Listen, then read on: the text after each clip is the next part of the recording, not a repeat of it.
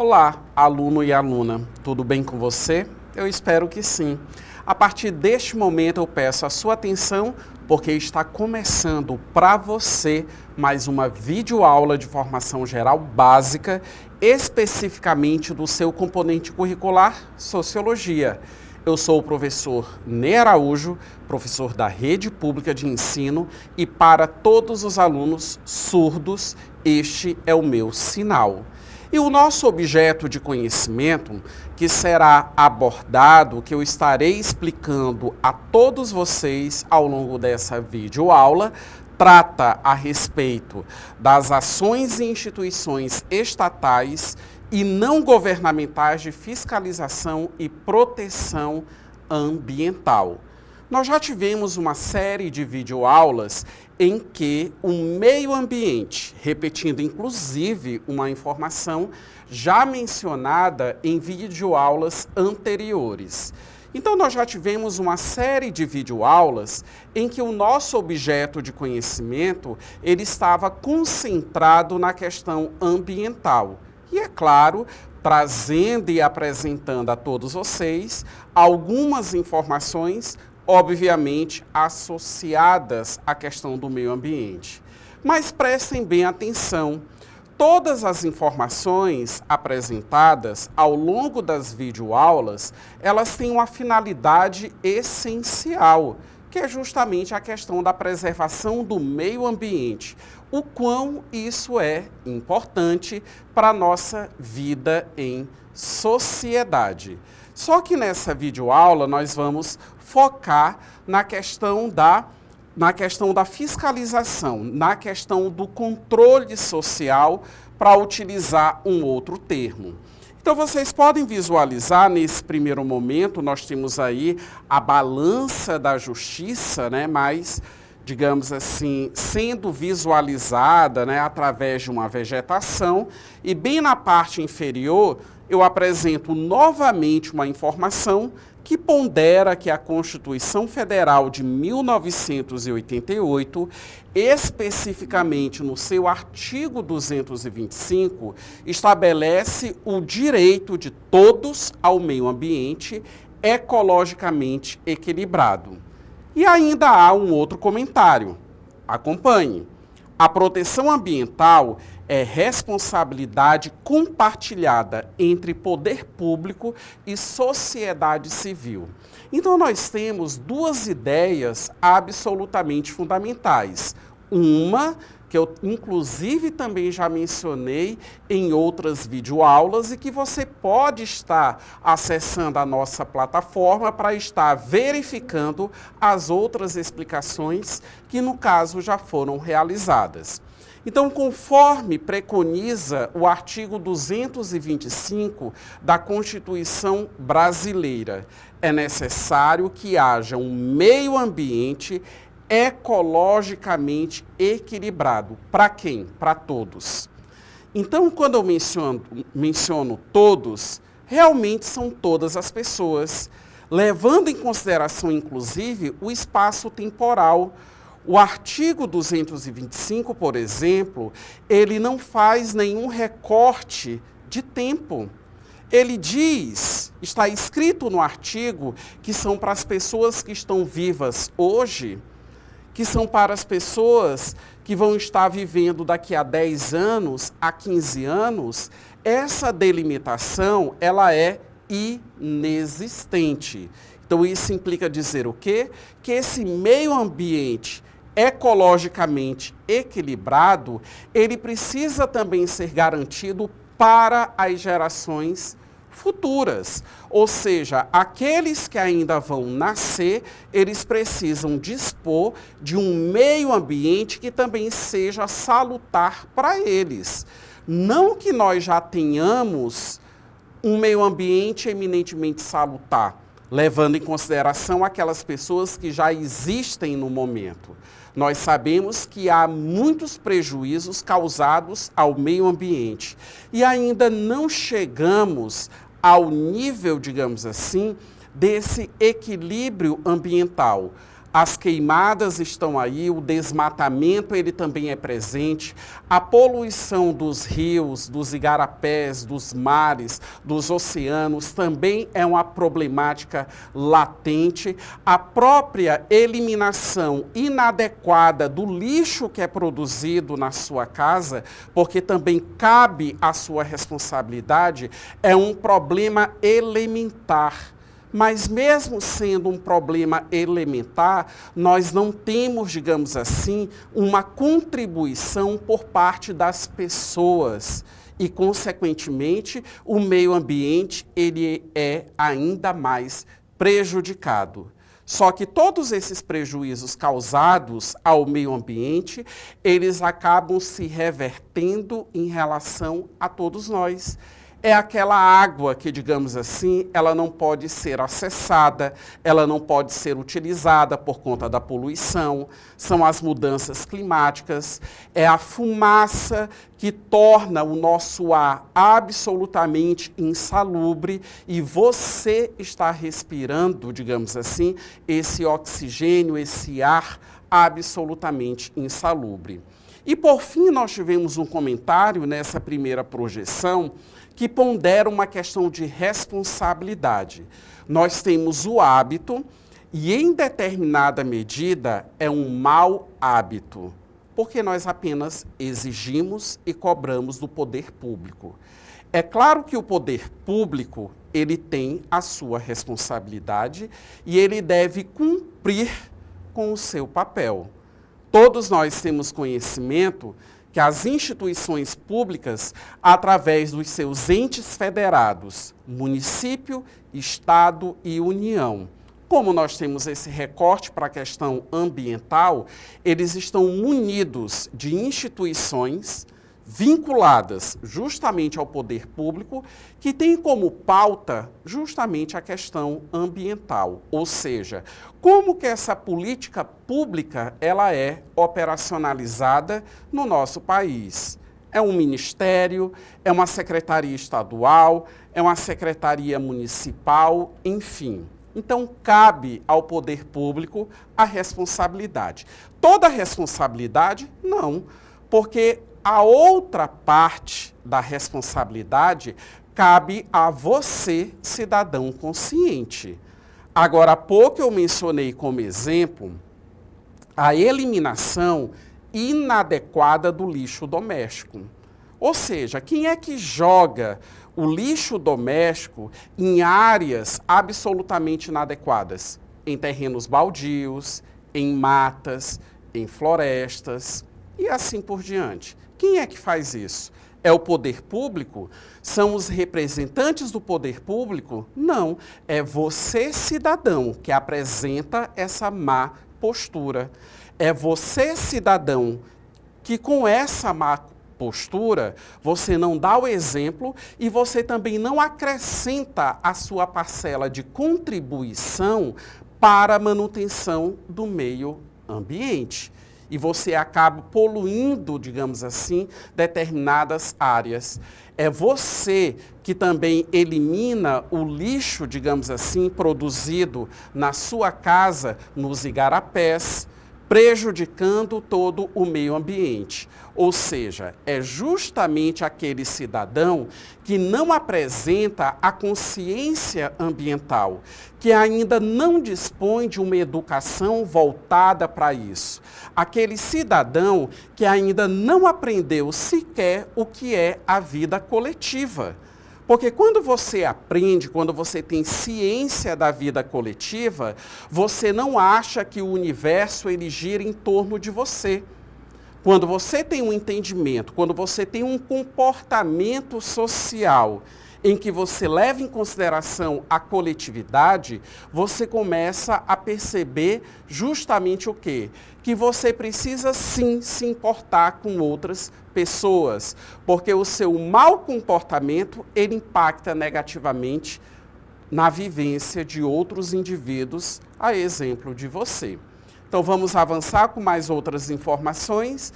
Agora vocês podem visualizar as instituições estatais, algumas delas que elas têm como finalidade fiscalizar a questão ambiental. Nós sabemos que o nosso país, ele é munido de uma legislação específica voltada para o meio ambiente. Mas não é suficiente você somente ter a lei. É necessário, é imprescindível que haja uma fiscalização, que haja um monitoramento, que é uma outra palavra, digamos assim, muito recorrente de ser utilizada, que venha a observar se a legislação ambiental ela está sendo cumprida. Se eu tenho uma legislação, eu tenho regras que são estabelecidas. E todas as regras, que no caso elas são elaboradas, elas precisam ser respeitadas, elas precisam ser cumpridas para que os efeitos eles possam, no caso, surgir. É claro que em relação à legislação ambiental, principalmente em relação àqueles investidores que exploram os recursos naturais, há muita crítica. Mas também precisamos levar em consideração que as regras, que uma legislação, ela não é algo imutável. Ela é algo passivo, digamos assim, passiva de ser modificada, alterada, aprimorada. Mas para isso é necessário que haja o debate, que haja toda uma reflexão. E muitas dessas reflexões, elas têm como contrapartida a atuação dessas instituições que acabam fiscalizando. Então vamos novamente verificar as informações e quais são essas instituições. Nós temos o IBAMA, que é o Instituto Brasileiro do Meio Ambiente e dos Recursos Naturais Renováveis. É um órgão federal executor da política ambiental e aplicador de sanções. Nós temos o ICMBio, que é o Instituto Chico Mendes de Conservação da Biodiversidade. Realiza a gestão das unidades de conservação federais. Órgãos estaduais e municipais de meio ambiente que realizam licenciamento, monitoramento e fiscalização locais, como eu mencionei anteriormente. Não é só a União que apresenta a sua organização. O poder público em âmbito estadual e municipal também deve estar estruturado e organizado diante da política ambiental. Política ambiental e Ministério Público, fiscalização e responsabilização por crimes ambientais, tendo em vista que o MP, o Ministério Público, em todos os estados, nas diversas políticas públicas, ele é um órgão de denúncia, ele é um órgão de fiscalização e que, obviamente, vai desencadear todas as ações para que as legislações elas possam vir a ser cumpridas. Vamos avançar? Temos mais algumas informações a serem apresentadas. Agora nós temos os instrumentos legais e as ações estatais. Existe o licenciamento ambiental, que controla a instalação e a operação de empreendimentos, autos de infração e embargos, que no caso são sanções aplicadas em caso de irregularidades. Também há a existência de planos, políticas e programas ambientais, como o Plano Nacional de Meio Ambiente, o Plano Nacional de Resíduos Sólidos e a Agenda 2030, sem contar as ações de educação e fiscalização preventiva, que no caso são campanhas, oficinas e a questão do monitoramento participativo. Então prestem bem atenção. A política pública voltada ao meio ambiente, ela tem toda uma estrutura. A exemplo de outras políticas públicas, como, por exemplo, a saúde, a educação, a assistência social, a segurança pública. Então, as ações, elas não são realizadas de uma forma aleatória, de qualquer jeito. Não, há fiscalização, há legislação e existe principalmente planejamento para poder coordenar toda a política ambiental existente no Brasil. Vamos continuar? Agora nós vamos tratar a respeito de atores e instituições não governamentais, porque precisamos levar em consideração que não só o poder público, mas existem também as ações da sociedade civil. Quando eu trato de uma organização da sociedade civil, quando eu trato de uma ONG, quando eu trato de um movimento social, eu estou tratando de uma instituição, de um tipo de organização que não tem vínculo com o poder público, que é autônomo. E na sociedade nós temos diversas instituições que atendem esse tipo de característica. E na maioria das vezes, essas instituições, elas também trabalham e atuam em parceria com o poder público, no sentido de somar forças, justamente para resultados mais consideráveis. Então, visualizando, nós temos as ONGs ambientais, como a SOS Mata Atlântica, o Greenpeace, a WWF Brasil, que atuam em mobilização social, denúncias e educação ambiental. Há também os movimentos sociais e coletivos locais, no caso, associações comunitárias, grupos de jovens, cooperativas de reciclagem, academia e centros de pesquisa, que está relacionado à produção de conhecimento e monitoramento de políticas. E, por fim, mídia e influenciadores, que tem um papel na divulgação e sensibilização da opinião pública. Então, prestem bem atenção. É absolutamente também imprescindível, no que diz respeito à política pública ambiental, as ações educativas. E todas essas instituições que eu já mencionei ao longo dessa videoaula, elas também cumprem com esse papel. Agora, há pouco eu criticava aquele cidadão que não tem a consciência ambiental. Mas você só desenvolve uma consciência ambiental a partir do momento que você é orientado para isso. Então, por exemplo, você que é aluno do ensino médio, você está sendo orientado para o desenvolvimento de uma consciência ambiental através dessa videoaula, porque já existe essa iniciativa. O meio ambiente hoje, ele é uma temática que faz parte, digamos assim, do currículo do ensino médio.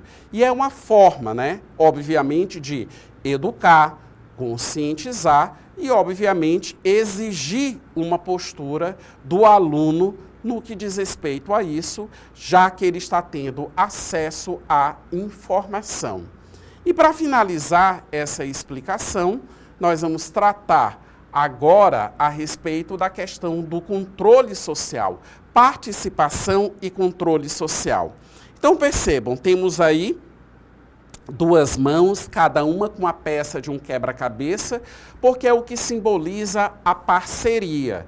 Como eu mencionei agora há pouco a todos vocês, muitas instituições não governamentais, elas são instituições parceiras das instituições do poder público, ou seja, somam forças para resultados mais efetivos. Quando eu falo de controle social, eu também estou tratando, digamos assim, de monitoramento, de fiscalização.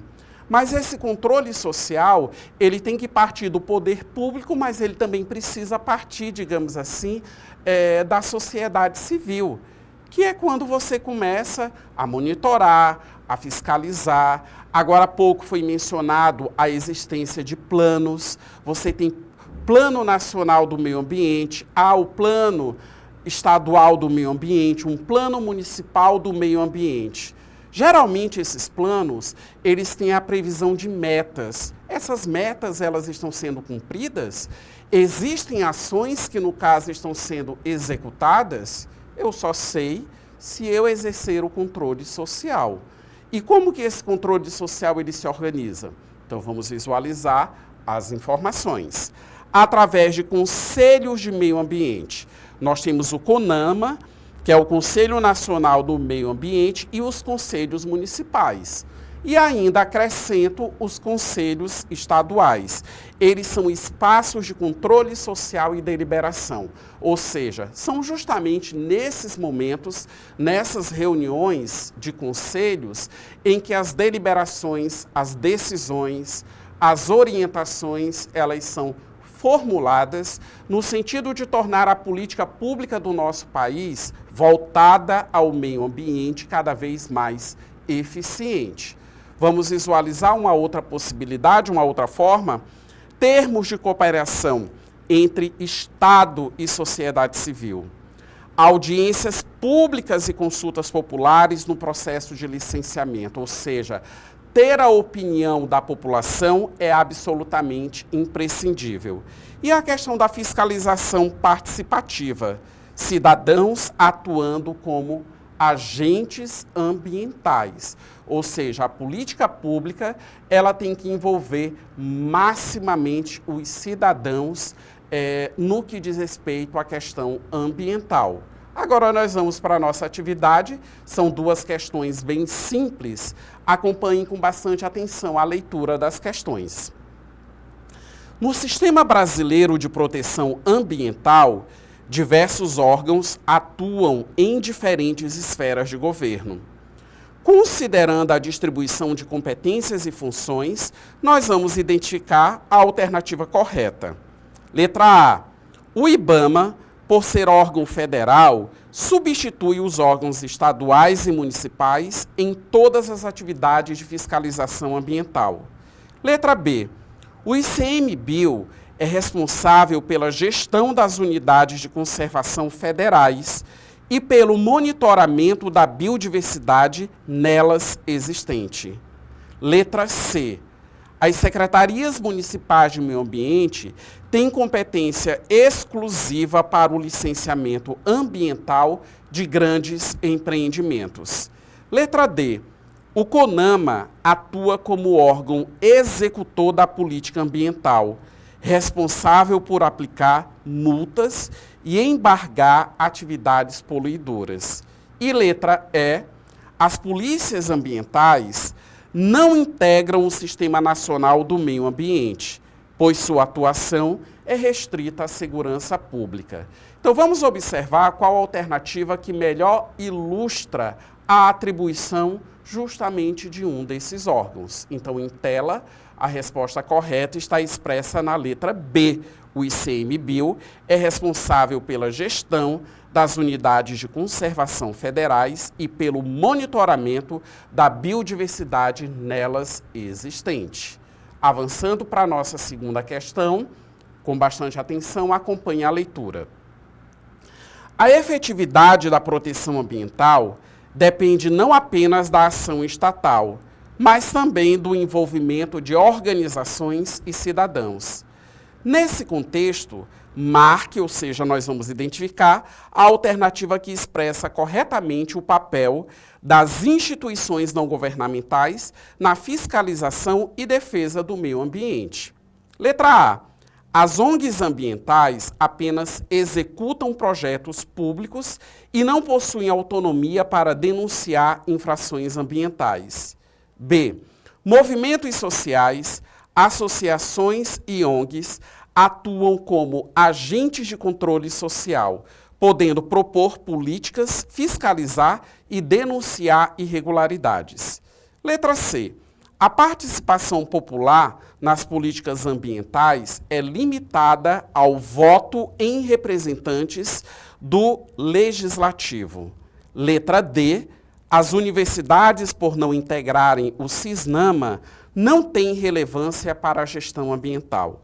E letra E, o controle social é uma função exclusiva dos conselhos governamentais, sem envolvimento direto da sociedade civil organizada. Vamos visualizar a alternativa correta, está expressa na letra B. Movimentos sociais, associações e ONGs atuam como agentes de controle social, podendo propor políticas, fiscalizar e denunciar irregularidades. E ao longo dessa videoaula, o que foi que você aprendeu? Vamos dar uma observada justamente nos tópicos. Você aprendeu que a proteção ambiental exige integração entre Estado e sociedade civil, que a fiscalização é uma ação contínua que combina instrumentos legais, técnicos e participativos, que a responsabilidade é coletiva, Poder público, empresas e cidadãos têm papéis complementares e você também aprendeu que educar, fiscalizar e agir são pilares de uma gestão ambiental eficaz. Eu finalizo essa videoaula e eu te aguardo na próxima. Até lá!